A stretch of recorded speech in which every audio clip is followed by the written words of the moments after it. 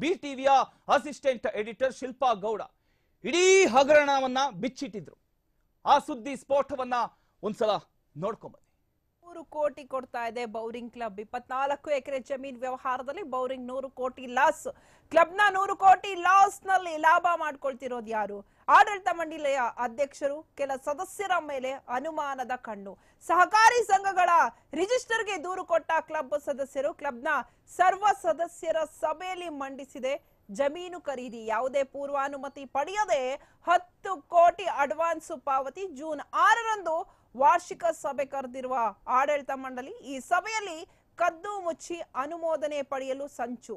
ಸಭೆಯ ಅಜೆಂಡಾ ಬಗ್ಗೆ ಯಾವುದೇ ಮಾಹಿತಿ ಕೊಡದ ಮಂಡಳಿ ಅಜೆಂಡಾದಲ್ಲಿ ಇಡದೆ ಈ ತರ ಕಾರ್ಯಸೂಚಿಯಲ್ಲಿ ಅನುಮೋದನೆಗೆ ಸಂಚು. ಕಾಗೆ ಆಡಿಸಿ 100 ಕೋಟಿ ಲಪಟಾಯಿಸುತ್ತಿದ್ದಾರಾ ಎಂದು ಸದಸ್ಯರ ಆರೋಪ. ನೋಟಿಸು, ಆರ್ಥಿಕ ವರದಿ ಯಾವುದನ್ನು ಕೊಡದೆ ಯಾಮಾರಿಸ್ತಾ ಇದ್ದಾರೆ. 8 ವರ್ಷಗಳಲ್ಲಿ ಕ್ಲಬ್ನಿಂದ 400 ಕೋಟಿ ಮೊತ್ತದ ಕಾಮಗಾರಿ, 400 ಕೋಟಿಯ ಯೋಜನೆಗಳನ್ನ ಅವ್ಯವಹಾರ ನಡೆದಿರೋ ಆರೋಪ. 5,500 ಶಾಶ್ವತ ಮೆಂಬರ್ಸ್ ಇರೋ ಕ್ಲಬ್ನಲ್ಲಿ ಆಡಳಿತ ಮಂಡಳಿಯ ದರ್ಬಾರ್. ಸಚಿವ KN ರಾಜಣ್ಣಗೆ ದೂರು ಕೊಟ್ಟರು, ನೋ ಯೂಸ್ ಅಂತಿದ್ದಾರೆ ಮೆಂಬರ್ಸ್.